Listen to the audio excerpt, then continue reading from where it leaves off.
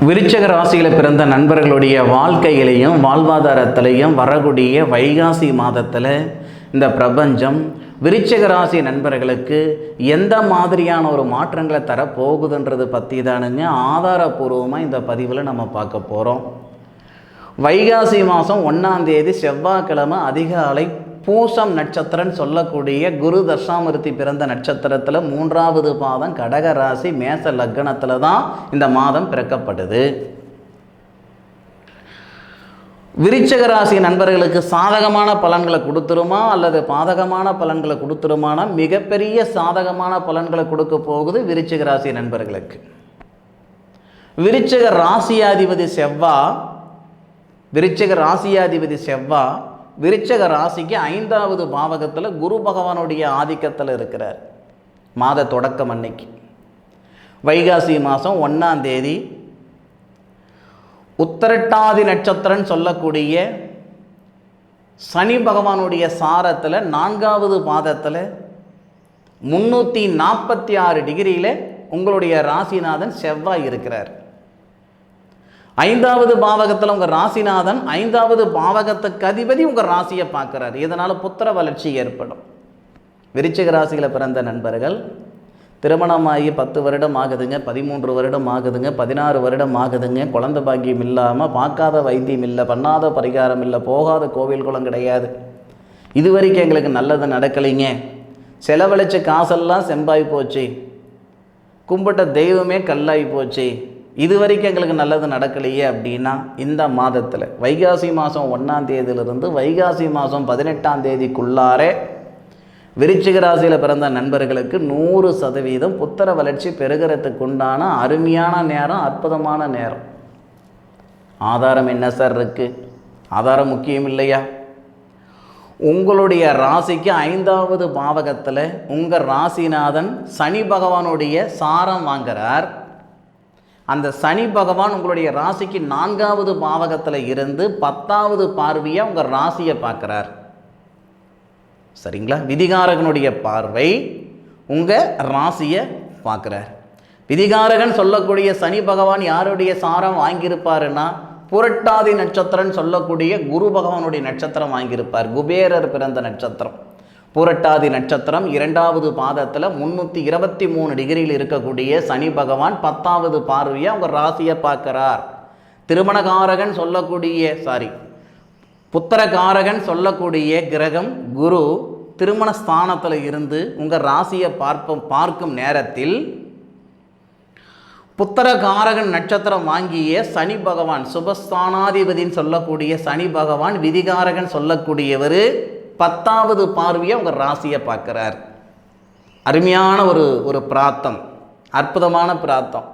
சனி பகவானுக்கும் குரு பகவானுக்கும் இடையில ஏகப்பட்ட பிரச்சனைகள் இருந்தாலும், அதாவது விரோதிகளான கிரகங்களாக இருந்தாலும், பாதகாதிபதிகளாக இருந்தாலும், குரு பகவானுடைய சாரம் வாங்கிய சனி பகவானும் குரு பகவானும் உங்கள் ராசியை பார்ப்பது சிறப்பு. உங்கள் ராசிநாதனான செவ்வாய் சனி பகவானின் சாரம் வாங்கி குரு பகவானுடைய ஆதிக்கத்தில் இருக்கிறது இன்னும் சிறப்பு.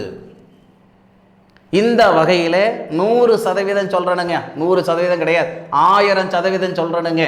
விருச்சிக ராசி நண்பர்களுக்கு புத்திர செல்வம் பெறுகிறதுக்கு உண்டான மிக சிறந்த ஒரு நேரம் இந்த நேரம். இது வரைக்கும் நடக்கலை, ஆகலை, முடியல, இதெல்லாம் வேண்டாம், விட்டுடுங்க. இந்த நேரத்தை முயற்சி பண்ணி பாருங்க. ரொம்ப நாளாயிடுச்சிங்க அப்படின்னா மருத்துவத்துறையில் தான் முயற்சி பண்ணணும்னு நினைக்கிற நண்பர்கள் மருத்துவத்துறையில் முயற்சி பண்ணுங்க. இல்லையா நார்மலாகவே இந்த பிரபஞ்சம் குழந்தை பாக்கியம் உருவாக்கிடும்.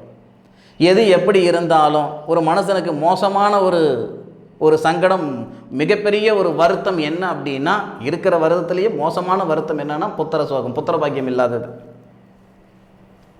4 பேர் 4 விதமாக இல்லை, 4 பேர் 40 விதமாக பேசுகிற காலங்க இந்த காலம். முன்னுக்கு விட்டு பின்னுக்கு பேசக்கூடிய காலம் இது. அப்போது உங்கள் வம்ச விருத்தி ஆகிறதுக்கு உண்டான நேர காலங்கள், நீங்கள் எதிர்பார்த்துக்கிட்டு இருந்த ஒரு செயல், நீங்கள் வணங்கின, அதாவது இது வரைக்கும் வச்ச வேண்டுதலுக்கு எல்லாமே ஒரு அமைப்பு கிடைக்கக்கூடிய ஒரு நல்லது நடக்கக்கூடிய ஒரு காலகட்டம் இந்த காலகட்டம். எத்தனை நாள் வரைக்கும் இதுக்கான நேர காலங்களுங்க அப்படின்னு கேட்டிங்கன்னா, வைகாசி மாதம் 1ஆம் தேதியிலிருந்து வைகாசி மாதம் 19ஆம் தேதி வரை. இதில் இன்னொரு விஷயம் கூட இருக்குதுங்க. திருமணத்தில் அதாவது இருக்கக்கூடிய சங்கடங்களும் சரியாக போகுது. குழந்தை பாக்கியத்தில் இருக்கிற பிரச்சனைகள் மட்டும் கிடையாதுங்க. திருமணமாகியே புத்திரபாகியம் இல்லாத நண்பர்களுக்கு புத்திர செல்வம் ஏற்படுத்த போகுது. திருமணமே நடக்கலைங்க, புத்திர பாக்கியத்துக்கு போயிட்டீங்க அப்படின்னா திருமண காரகன் அப்படின்னு சொல்லக்கூடிய கிரகம் சுக்கிரன். பொதுவாகவே ஒரு எதிர்பார்ப்பு நமக்கு இருக்குதுன்னா அந்த எதிர்பார்ப்புக்குரிய கிரகம்னு ஒன்று இருக்கும். படிப்பு வரல அப்படின்னா நம்ம ராசிக்கோ லக்னத்துக்கோ 2 குடையவர் பார்க்கணும், அதுபோக 11 குடையவரை பார்க்கணும், 10 குடையவரை பார்க்கணும். இதெல்லாம் கல்விக்கு சம்மந்தப்பட்டவர். அதே மாதிரி திருமணத்துக்காக நம்ம வெயிட் பண்ணிகிட்ருக்கோம், நடக்கலை, அமையலை, திருமணத்தில் சிக்கல் தடை இப்படின்னா ஒன்று திருமணக்காரகனுடைய பார்வை நம்ம மேலே படணும், இல்லை திருமண ஸ்தானாதிபதியுடைய பார்வை நம்ம மேலே படணும் இல்லையா? இதுதான் பிரார்த்தம். இந்த விருச்சிக ராசி நண்பர்களுக்கு மட்டும் கிடையாது, மேசராசி நண்பர்களுக்கும் விருச்சிக ராசி நண்பர்களுக்கும் மிகப்பெரிய பிராப்தம் என்னன்னா திருமண காரகனும் திருமண ஸ்தானாதிபதியும் ஒருத்தரே. மேசராசி நண்பர்களுக்கும் சரி, விருச்சிக ராசி நண்பர்களுக்கும் சரி, திருமண ஸ்தானாதிபதி செவ்வாய், அதாவது நமக்கு சுக்கிரனா வருவார். திருமண காரகனும் சுக்கிரனா வருவார். இந்த விருச்சிக ராசி நண்பர்களுக்கு ஒரு மிகப்பெரிய பிராப்தம் இந்த மாதத்தில் வருது. என்னன்னா இந்த பிராப்தம் மீண்டும் வர்றதுக்கு எத்தனை நாள் ஆகும்னு கேட்டிங்கன்னா 12 வருஷம் ஆகும். 12 வருஷம். உங்களுடைய ராசிக்கு 7வது பாவகத்தில் மாத தொடக்கத்தில் குரு இருக்கார், மாத தொடக்கத்தில் சூரியன் இருக்கார். 7வது பாவகத்தில் சூரியன் அப்படின்றவர் தொழில் ஸ்தானாதிபதி, குருன்றவர் புத்திரஸ்தானாதிபதி, தனத்துக்கு சம்பந்தப்பட்டவர், தனஸ்தானாதிபதி. குரு பார்வைப்பட்ட கோடி புண்ணியம். அப்போ குரு யார் வீட்டில் இருக்காரோ அந்த வீட்டுக்குடையவரோடு சேர்ந்து பார்க்கறது சிறப்பு. குரு பார்வை பார்க்கறதுனாலேயே திருமண தடைகள் நீங்கும்னா சுக்கிரனுடைய பார்வையும் படுதே, திருமணக்காரகன் திருமண ஸ்தானாதிபதி பார்வையும் படுதே, குரு பகவானோட சேர்ந்து மிகப்பெரிய ஒரு அமைப்பு. எப்போ தெரியுங்களா? வைகாசி மாதம் 6ஆம் தேதியிலிருந்து வைகாசி மாதம் 30ஆம் தேதி வரை 24 நாட்கள், 24 நாட்கள், 24 டேஸ். இந்த 24 நாட்கள் திருமணம் மறுமணம் 2த்துலையும் இருக்கக்கூடிய சங்கடங்கள் சரியாகும். புத்திரபாகியத்துக்கு சொன்ன மாதிரி 10 வருஷம் ஆகுது, 15 வருஷம் ஆகுது, கல்யாணத்துக்கு முயற்சி பண்ணிக்கிட்டே இருக்கிறேன், பார்த்த பொண்ணுங்களுக்கு எல்லாத்துக்கும் கல்யாணம் நடந்துருச்சு, என்ன பார்த்துட்டு போன மாப்பிள்ளைங்களுக்கு எல்லாமே கல்யாணம் நடந்துருச்சு. கை நினைக்கிற நேரத்தில் கத்தரிச்சிட்டு போச்சு, பரிசம் போடுற நேரத்தில் பாதியில் நின்று போச்சு, பத்திரிக்கை அடிச்சாச்சுங்க, பரிசம் போட்டாச்சுங்க, தட்டுக்கு தாலி வந்து தவந்து போச்சுங்க. இந்த மாதிரி எல்லாம் சங்கடப்பட்டு இருக்கிற நண்பர்கள் இருக்கு தானே செய்கிறீங்க. அப்போது அந்த மாதிரி நண்பர்களுக்கு இந்த நேரத்தில் நில்லுனாலும் நிற்காது கல்யாணம், பணத்தை ரெடி பண்ணி வச்சுக்கிடுங்க. வைகாசி மாதம் 6ஆம் தேதியிலிருந்து வைகாசி மாதம் 30ஆம் தேதிக்குள்ளார திருமணத்தில் இருக்கக்கூடிய சங்கடங்கள் சரியாகிறதுக்குண்டான மிக சிறந்த ஒரு நேரம். குழந்தை பாக்கியத்துக்கு வைகாசி 1ஆம் தேதியிலிருந்து வைகாசி 19ஆம் தேதி வரை, திருமணத்தில் இருக்கிற தடைகள் நீங்கிறதுக்கு வைகாசி 6ஆம் தேதியிலிருந்து வைகாசி 30ஆம் தேதி வரை. நான் மீண்டும் சொல்கிறேன், திருமணம் மட்டும் கிடையாது, மறுமணமும் கூட. திருமணம் அப்படின்றது ஒரு சிலருக்கு தடை இருக்குது, இல்லை, அது அப்பாற்பட்ட விஷயம். ஆசாசியாக திருமணம் செஞ்சு அம்மி மிதித்து அருந்ததி பார்த்து பரிசம் போட்டு பந்தலை போட்டு ஊரை கூப்பிட்டு கல்யாணம் பண்ணி ஆசை 30 நாள் மோகம் 60 நாள்னு பிரிஞ்சு போன தம்பதிகள் நிறைய பேர் இருக்காங்க. 2 பேருடைய விருப்பம் இருக்காது, அதில் ஒருத்தருக்கு மாலை விருப்பம் இல்லை அப்படின்னு பிரிஞ்சு போனாலும் இன்னொருத்தர் சேர்ந்து தான் பாதிக்கப்படுறாங்க. கடைசியில் ஒரு பாவம் அறியாத இன்னொருத்தருக்கு 2ஆம் தாரம் தான் அப்படின்னு ஒரு பேரும் வைக்கப்படுது. 100ல் ஒருத்தருக்கு தான் முத தாரம் ஆகுது. மீதி ஆணுக்கும் சரி பெண்ணுக்கும் சரி கல்யாணம் ஆகி விவாகரத்து அப்படின்னா உடனுக்குடனே 2ஆம் தாரம் தான். சரி, எது எப்படியோங்க, மன வாழ்க்கை சரியில்லாமல் சிக்கலாகி சிரமப்பட்டு விவாகரத்தான நண்பர்களுக்கு மீண்டும் மன ரீதியாக மன மகிழ்ச்சியாக மறுமணம் நடக்கிறதுக்கான நேரகாலங்கள், இந்த நேரகாலங்கள் பயன்படுத்திக்கோங்க. எம்பிட்டு தான் சொத்து பத்து சம்பாதிச்சாலும் ஒருத்தர் ஒத்தையாக இருக்கிற கஷ்டம் எவ்வளோன்றது நிறைய பேருக்கு தெரிஞ்சிருக்கும். சரியான வாழ்க்கை அமையலைன்னா வாழ்வாதாரம் இருந்து பிரயோஜனம் கிடையாது. வாழ்க்கை இருந்தால் தானே ஏன் வாழ்வாதாரம், வாழ்க்கையே இல்லைன்னா வாழ்வாதாரம் இருந்தால் என்ன, இல்லாட்டி என்ன, சம்பாரிச்சா என்ன, சம்பாதிக்காட்டி என்ன. அதனால் விருச்சிக ராசி நண்பர்களுக்கு நிச்சயம் வாழ்க்கையும் சரி, வாழ்வாதாரமும் சரி சிறப்பாக இருக்கும். வாழ்வாதாரம் சிறப்பாக இருக்கிறதுக்கு காரணத்தையும் சொல்கிறேனுங்க. தொழில் ஸ்தானாதிபதினு சொல்லக்கூடிய கிரகம் சூரியன். இந்த தொழில் ஸ்தானாதிபதி சூரியனுடைய பார்வை வாங்கக்கூடிய ஒரே மாதம் வைகாசி மாதம்தான். வேறு எந்த மாதத்துலேயும் சூரிய பகவானுடைய பார்வை படாது. விருச்சிக ராசிக்கு மட்டுமே சூரிய பகவான் தொழில் ஸ்தானாதிபதியாக வருவார், வேறு எந்த ராசிக்கும் கிடையாது. அப்போது தொழில் காரகன் அப்படின்னா நம்ம சனி பகவானை சொல்லுவோம். சனி பகவான் தான் தொழில் காரகன் நம்ம சொல்லுவோம் எல்லாருக்கும். தொழில் ஸ்தானாதிபதி அப்படின்னா ஒரு ராசிக்கு 10 குடையவர் அல்லது லக்னத்துக்கு 10 குடையவர், இதுதான் தொழில் ஸ்தானாதிபதி.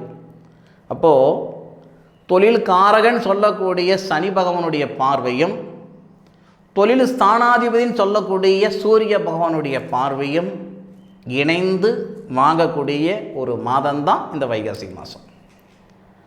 சாமி சத்தியமாக மீண்டும் இந்த மாதிரி ஒரு குடுப்பனை உங்களுக்கு எப்போ வரப்போகுது அப்படின்னா அடுத்த வருஷம் வைகாசி மாதம் இதே மாதிரி சனி பகவானுடைய பார்வையும் சூரிய பகவானுடைய பார்வையும் வரும். ஆனால் தனஸ்தானாதிபதியோடு சேர்ந்த தொழில் ஸ்தானாதிபதி, தனஸ்தானாதிபதி யாருங்க? விருச்சிக ராசிக்கு குரு. தொழில் ஸ்தானாதிபதி யாருங்க? சூரியன். அப்போ தனஸ்தானாதிபதியும் தனஸ்தானாதிபதியும் தொழில் ஸ்தானாதிபதியும் சேர்ந்து 7வது பாவகத்தில் இருக்கார் கூட.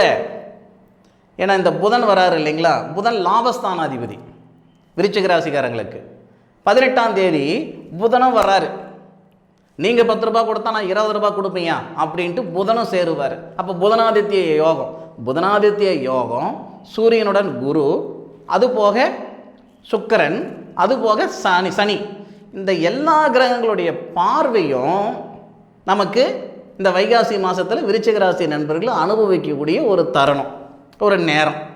இது பத்தாதுன்னு நம்ம ராசியாதிபதி இருக்கிறார் இல்லையா செவ்வாய், அந்த செவ்வாய் என்ன பண்ணுறாருன்னா 19ஆம் தேதி நீங்கள் பார்க்குற பார்வையோட என்னுடைய பார்வை பெஸ்ட்டுன்ட்டு மேஷ ராசிக்கு காலச்சக்கரத்தின் முதல் ராசியில் 11வது பாவகத்தில் இருக்கக்கூடிய கேது பகவானுடைய சாரம் வாங்கிய செவ்வாய் அசுவினி நட்சத்திரம் முதல் பாதத்தில் 0 டிகிரியில் இருந்து உங்கள் ராசியை பார்க்குறார் 19ஆம் தேதியிலிருந்து 32ஆம் தேதி வரை.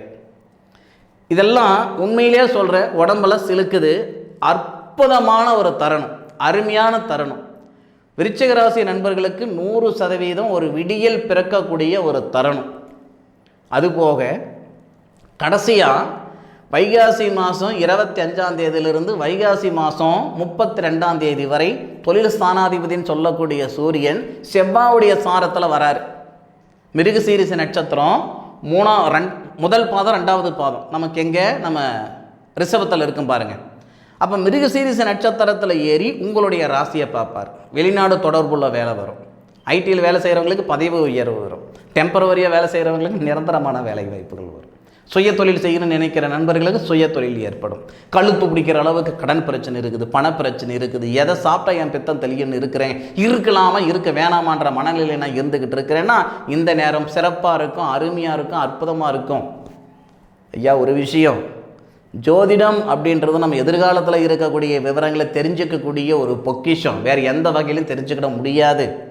மனசார சொல்கிறேன், விருச்சிக ராசி நண்பர்களுக்கு இது விடியல் பிறக்கக்கூடிய தருணம். முயற்சி பண்ணி பாருங்கள். நேர காலங்கள் மட்டும் சாதகமாக இருந்துட்டா நம்ம போக வேண்டிய இடத்துக்கு போய் சேர்ந்துட முடியுமா அப்படின்னா நேர காலங்களோடு சேர்ந்து நாமளும் பயணித்தாதான் எங்கிட்டு போய் சேரணுமோ அந்த இடத்துக்கு போக முடியும். சரியா? விதை அப்படின்றது ஒன்று போட்டால் தானேங்க விருச்சம் வரும், உழைப்புன்றது ஒன்று போட்டால் தானேங்க உயர வரும். எதுவுமே கிடையாது, நேர காலங்கள் மட்டுமே எல்லாமே செஞ்சு விடணும்னா அது சாத்தியம் இல்லைங்க.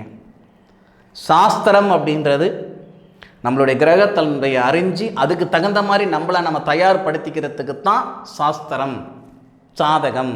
சரியா? ஆக விருச்சிக ராசி நண்பர்களுக்கு மிகப்பெரிய ஒரு பொக்கிஷமான நாட்கள் 32 நாட்கள் சரியான முறையில் பயன்படுத்திக்கோங்க. இந்த நேரத்தில் உங்களுடைய சுய ஜாதகத்தில் இருக்கக்கூடிய கிரக அமைப்புகள் என்ன திசை நடக்குது, என்ன புத்தி நடக்குதுன்ற விவரங்களை ஒரு முறை உங்களுடைய ஜோதிடர்கிட்ட கேட்டு தெரிஞ்சுக்கோங்க. என்னுடைய காணொலியை முழுமையாக பார்த்தமைக்க மனசிலிருந்து மனமார்ந்த நன்றிகளை சொல்லிக்கிறேனுங்க. மீண்டும் அடுத்த ஒரு அற்புதமான தருணத்தில் உங்கள் அனைவரையும் சந்திக்கும் வரை உங்களிடமிருந்து விடைபெறுவது உங்கள் வீட்டு ஜோதிட நண்பனான மா காளிதாஸ் மணிகண்டன். திருச்சிற்றம்பலம். வாழ்க வையகம், வாழ்க வளமுடன்.